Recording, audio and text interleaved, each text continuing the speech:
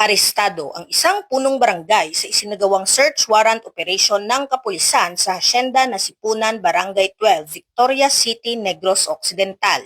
Ang operasyon ay pinangunahan ng mga tauhan ng Victoria's Component City Police Station ng Negros Occidental Police Provincial Office, katuwang ang Criminal Investigation and Detection Group, Negros Occidental Provincial Field Unit at Regional Mobile Force Battalion. Isinagawa ang operasyon kasunod ng natanggap na impormasyon mula sa isang concerned citizen hinggil sa umano'y pag-iingat ng sospek ng isang hindi lisensyadong baril.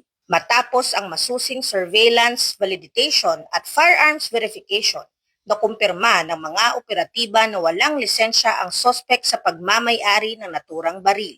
Sa implementasyon ng search warrant, nakumpiska ng mga otoridad ang isang caliber .22 revolver na may 6 na bala, 63 karagdagang bala ng caliber .22 at isang hand grenade.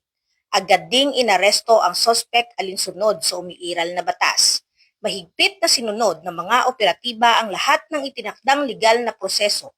Ipinaalam sa sospek ang kanyang mga karapatan sa wikang kanyang nauunawaan. Ang operasyong ito ay hindi lamang tungkol sa pagpapatupad ng batas, kundi isang konkretong hakbang upang maprotektahan ang buhay at kapakanan ng bawat mamamayan.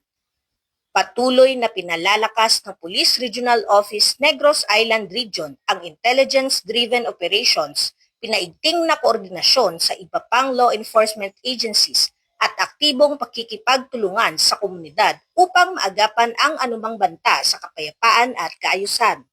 Ang matagumpay na operasyong ito ay sumasalamin din sa adhikain ng bagong PNP para sa bagong Pilipinas, serbisyong mabilis, tapat at nararamdaman. Mula dito sa Negros Island Region, ako ang inyong Police News Network Correspondent, Patrolwoman Andrea Di Palobos, alagad na batas, tagataguyod na balitang pulis.